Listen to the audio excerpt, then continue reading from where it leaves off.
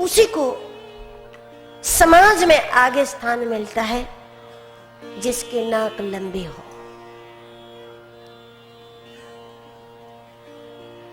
नाक लंबी करने के लिए इस प्रकार की लंबी नाक जिससे हमारा कुछ स्थान बने, इस प्रकार की जो लंबी नाक है, इसके लिए बहुत कुछ त्याग करना पड़ता है, बहुत कुछ छोड़ना पड़ता है दूसरों के लिए, दूसरों के लाभ के लिए अपने लाभ को भूलना पड़ता है। ऐसे लोगों का समाज में स्थान रहता है।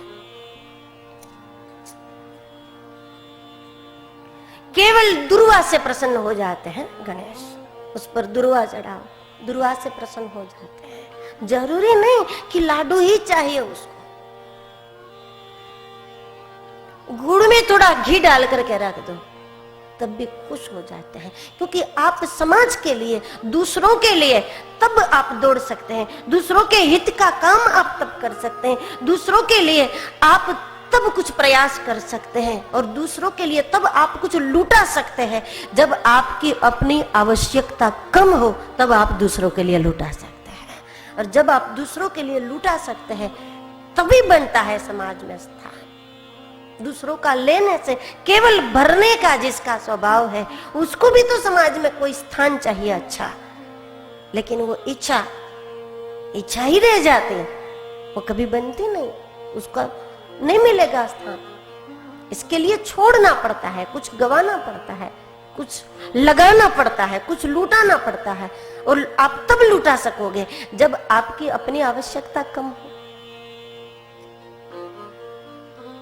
जब आपकी अपनी आवश्यकता इतनी है कि आप सुख सुविधाओं से कभी तृप्त ही नहीं होते, तो उसी को जुटाने में आपका समय, आपकी शक्ति, आपकी संपत्ति सब उसी में लग जाती है। तब दूसरों के लिए आप कुछ नहीं कर पाओगे।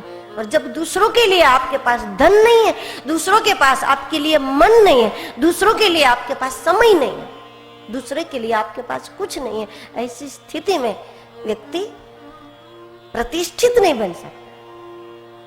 कुछ छोड़ना पड़ता है, लुटाना पड़ता है। जिसकी अपनी आवश्यकता इतनी कम है, दुर्वा से खुश हो जाता है। ऐसे लोग समाज में आगे हो सकते हैं, उसकी नाक लंबी मानी जाती है। तो एक एक अंग जो है देवताओं के, प्रत्येक देवताओं के रूप में जो कुछ विशेषता है वो उनके गुणों का दर्शन है,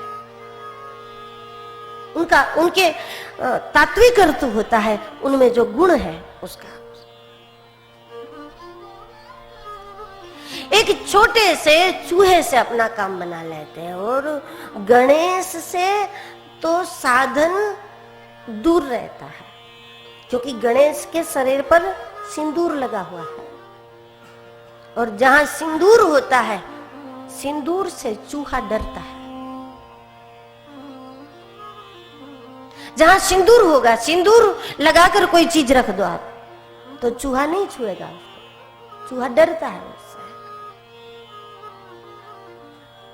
तो साधन जो है, वाहन जो है, समृद्धि जो है, उस चूहे को, साधन को समृद्धि के रूप में देखो। वाहन जो है संपत्ति है, संपत्ति है पास में, माया है पास में, लेकिन माया मालिक बनकर पास में नहीं है, माया भी डरती हुई जिसके पास रहती है उसको गणेश कहते हैं। साधन अपना प्रभाव नहीं दिखा सकता, साधन उसको प्रभावित नहीं कर सकता, माया स्वयं भयभीत रहती है, जिसके व्यक्तित्व से माया डरती है। माया का उस पर कोई नाच नहीं है, माया का उस पर कोई प्रभाव नहीं है, माया है। जरूरी नहीं कि माया बस न हो, वही व्यक्ति मायातीत है। माया का प्रभाव जिस पर न हो वो मायातीत होता है। माया हो लेकिन माया का प्रभाव उस पर न हो। आपका प्रभाव माया पर है तो माया भयभीत रहती है, माया का प्रभाव आपके ऊपर है तो आप भयभीत रहोगे। नहीं मिलेगा तो क्या करेंगे, जब मिल गया तो चोरी हो जाएगी तो क्या करेंगे, कोई ले लेंगे तो क्या करेंगे। जब चोरी नहीं हुई, किसी ने ना लिया, तो फिर डॉक्टर को देना पड़ेगा तो क्या करेंगे, वकीलों को देना पड़ेगा तो क्या करेंगे।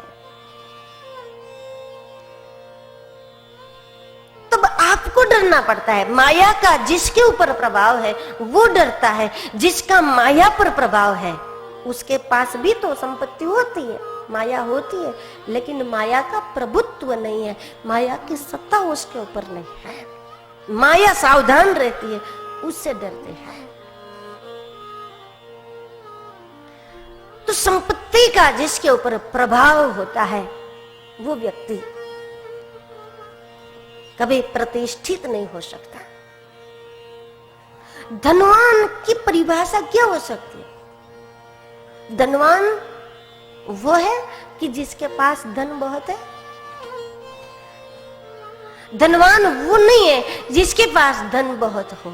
धनवान वो है जिसको धन की इच्छा समाप्त हो चुकी हो, वो धनवान होता है। बहुत कुछ आपके पास हो लेकिन अभी इच्छा तो जीवित है, और आ जाए और आ जाए और मिले और मिले, आप उसी को जुटाने में अपना समय, अपनी बुद्धि, अपनी शक्ति सब उसी में लगा रहे हैं। तो मात्र आपको अभी भी आवश्यकता है, आपके यहाँ कमी है तो फिर उसको धनवान नहीं कहा जाता। तो ऐसे लोग प्रतिष्ठित होते हैं जगत में कि उसके ऊपर माया का प्रभाव न हो, माया उसको मिले लेकिन माया का प्रभाव न हो। जो दूसरों के हित के लिए अपनी आवश्यकता को भी कम कर दे, ऐसे लोग गणेश की तरह प्रथम पूज्य होते हैं। उसका आगे स्थान होता है, उसकी नाक लंबी मानी जाती है। तो ये आकार जो है वो प्रतीक है गुणों का। वैसे गणेश ऐसे नहीं हो सकते।